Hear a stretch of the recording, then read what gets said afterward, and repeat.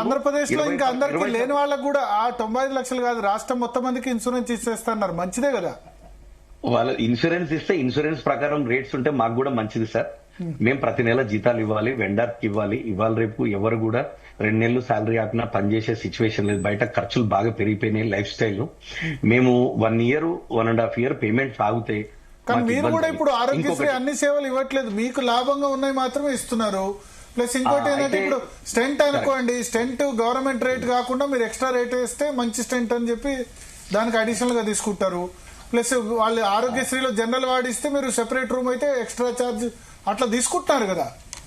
సరే, మీరు 100లో 5 6 ఉన్నవి మీరు కార్పొరేట్ హాస్పిటల్స్ లో ఉన్నవి అడుగుతున్నారు. నేను కార్పొరేట్ హాస్పిటల్ ఒక 30 పక్కకు పెడితే మిగతా 350 మీడియం అండ్ స్మాల్ హాస్పిటల్స్ కి ప్రతినిధిని.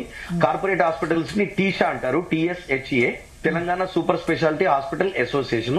వాళ్ళు ఒక 30-35 మంది సపరేట్ గా ఉన్నారు. మేము Telangana Aarogyasri network medium size hospitals తనహా మాది. సో మీరు అడిగింది సారీ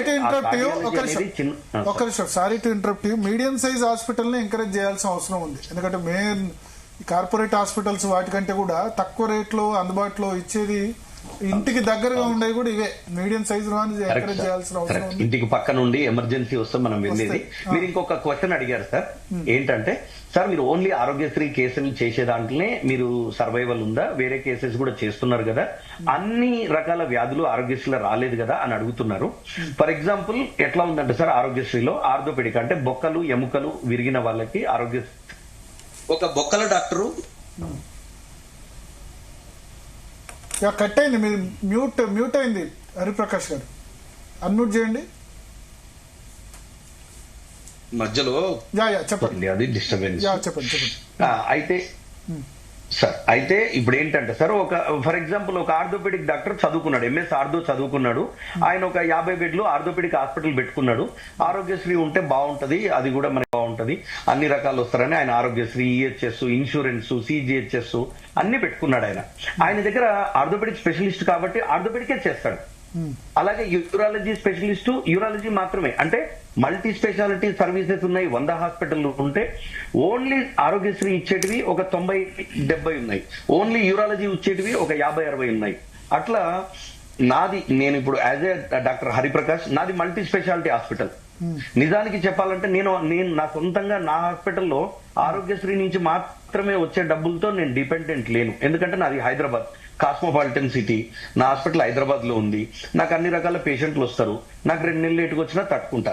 కానీ ఒక వరంగల్, కరీంనగర్, ఆదిలాబాద్, నల్గొండ, మెదక్, సంగారెడ్డి, నిజామాబాద్, ఇంకా మంచిర్యాల్, ఇట్లా చిన్న టౌన్స్ లో డిస్ట్రిక్ట్ హెడ్ క్వార్టర్స్ లో ఉన్న హాస్పిటల్లో ఒక స్పెషాలిటీ చదువుకున్న డాక్టర్ ఆ స్పెషాలిటీ మీద డిపెండ్ అయితే సంవత్సరం పాటు ఆయనకు పేమెంట్స్ రాకపోతే నెలకు ఒక 100 సర్జరీలు దాని మీదనే చేసి దాని మీదనే బతకాలంటే వాళ్ళు సర్వైవ్ కాలేకపోతున్నారు.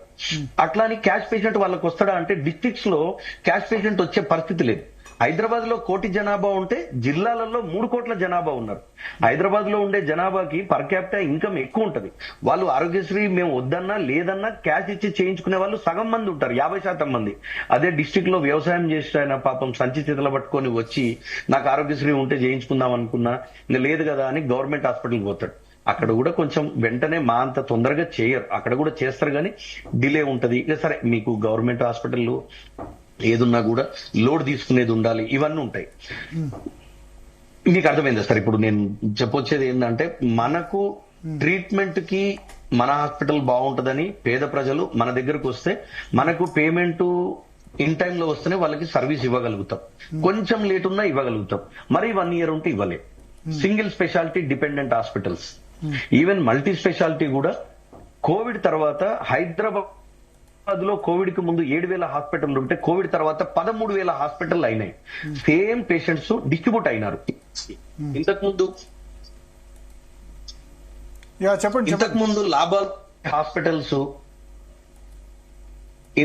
లాభాల్లో ఉండే హాస్పిటల్స్ గత 3 సంవత్సరాల నుంచి లాభాల్లో లేవు. ఈ కొత్తగా పెట్టినటువంటి 5-6 వేల హాస్పిటల్లో 2,000 హాస్పిటల్స్ చేతులు మారడమో అవి బంద్ కావడమో జరిగినాయి. సో ప్రతి బిజినెస్ లాగానే even though hospital is a service sector, ఇది కూడా మాకు డబ్బు వస్తేనే మేము పేమెంట్ చేసే పరిస్థితి ఉంది. కాబట్టి ఇంతకు ముందు కోవిడ్ కి ముందున్నటువంటి ఆరోగ్యకరమైనటువంటి వ్యాపార పరిస్థితి లేదు. అండ్ బయట కూడా రొటేషన్ తగ్గింది, బిజినెస్ లేవు, ఎవరికి సరైనటువంటి ఇన్కమ్ లేదు. సో ఈ టైంలో గవర్నమెంట్ కూడా ఆదుకోవాలి ప్రతి సెక్టార్ ని. సరే మేమైతే ఎక్స్ట్రా ఇవ్వమనట్లేదు, మా డబ్బులు మేము ఇవ్వమన్నాం. అండ్ 17 సంవత్సరాలుగా ఉన్నాయి ఈ బకాయిలు. ఇది గత 10-11 ఇయర్స్ నుంచి ఇట్లా నడుస్తా ఉందండి, ఇట్లా నడుస్తా ఉంది. పోయిన గవర్నమెంట్ ఉన్నాయా కొత్త ఇదే బకాయిలు? పోయిన గవర్నమెంట్ సార్ పోయిన గవర్నమెంట్ కూడా ఇంతే సార్, పోయిన గవర్నమెంట్ కూడా ఇంతే. అట్లీస్ట్ ఇప్పుడు మేము జనవరి నుంచి స్ట్రైక్ వెళ్తామంటే హెచ్ఎం గారు అండ్ మన ట్రస్ట్ సిఇఓ గారు ఇప్పుడు మాకు సరే ఒక నెల ఇచ్చి ఒక నెల ఇవ్వకుండా, ఒక నెల ఇచ్చి ఒక నెల ఇవ్వకుండా, అట్లా గత 8 నెలల్లో మాకు 5 నెలలు వచ్చినాయి. కానీ మాకు 100 కోట్ల బిల్లు అయితే 30 కోట్లు 35 కోట్లే వస్తున్నాయి. అంటే 2023 నవంబర్ కంటే ముందు బిల్స్ ఇంకేమైనా పెండింగ్ లో ఉన్నాయా లేవా? అవి కూడా కంప్లీట్ లేదు సార్, లేదు. Only last 1 year they pending. అది కూడా 1400 కోట్లు ఉంది. దాంట్లో 500 కోట్లు గవర్నమెంట్ కి సంబంధించి ఎడ్యుకేషన్ ఇన్స్టిట్యూషన్ కంటే మీరు బెటర్, ఎందుకంటే వాళ్ళ 3 ఏళ్లు పెండింగ్ లో ఉన్నాయి, మీది 1 year. సార్ అవును సార్, ఎడ్యుకేషన్ వాళ్ళకి సెకండ్ సాటర్డే హాలిడే ఉంటది, సండే హాలిడే ఉంటది, పండగల హాలిడే ఉంటది. వాళ్ళు అది కాకుండా ఒక కాలేజీలో ఫీజు ₹1,00,000 ఉంటది. వాళ్ళు 30,000 గవర్నమెంట్ ఇస్తే 70,000 వాళ్ళు ఓపెన్ గా తీసుకుంటున్నారు. మేము అట్లా గవర్నమెంట్ 30 ఇస్తే 30 తీసుకుంటున్నాం, 40 ఇస్తే 40 తీసుకుంటున్నాం. కానీ మీరు అన్నట్టు స్టెంట్లకో వాటికో కార్పొరేట్ హాస్పిటల్లో తీసుకుంటున్నారో కానీ 95% హాస్పిటల్స్ దాంట్లో ఈ ఎక్స్ట్రా తీసుకోవడం అనేది లేదు. ప్రజలు కూడా ఒప్పుకోరు, గవర్నమెంట్ కూడా ఒప్పుకోదు, వాళ్ళ సిబ్బంది మా దగ్గర ఉంటారు. అండ్ మేము 24/7 365 days కష్టపడతాం సార్. మాకు రాత్రి పగలు తేడా లేదు. మేము అర్ధరాత్రి 12ంటికి చేసినా కూడా క్యాష్ లో చేస్తే ప్రీమియం ఛార్జ్ తీసుకుంటాం, ₹1,00,000 తీసుకుంటాం. డేలో వచ్చిన పేషెంట్ కి సర్జరీ డేలో చేస్తే మేము 60-70 వేలు తీసుకుంటాం. ఆ సర్జరీ గవర్నమెంట్ కి 30-40 వేలలో చేస్తున్నాం, ఇంకా సబ్సిడైజ్డ్ రేటు. మాకు 3 షిఫ్ట్లలో వర్కర్స్ పనిచేస్తారు. సో మాకు ఖర్చు ఎక్కువ ఉంటది, ఎక్స్ట్రా పేమెంట్ లేదు. సరే కాలేజీల వాళ్ళు కూడా చాలా ఇబ్బంది పడుతున్నారు. నాకు తెలియని కాలేజీ వాళ్ళకు ఉన్న ఖర్చులు, వాళ్ళ ఇబ్బందులు వాళ్ళకు ఉంటాయి. వాళ్ళది ఇంకా పెద్ద ఇన్స్టిట్యూషన్స్, నాది 5-6 కోట్లు పెడితే హాస్పిటల్ తయారవుతుంది, వాళ్ళది 100 కోట్లతో ఉంటది. వాళ్ళు ఇంకా బ్యాంక్రప్ట్ అయిపోతారు. ఇట్లా ఉంటే వాళ్ళ పరిస్థితి ఇంకా ఘోరం ఉంటది 3 ఏళ్ళంటే. I accept.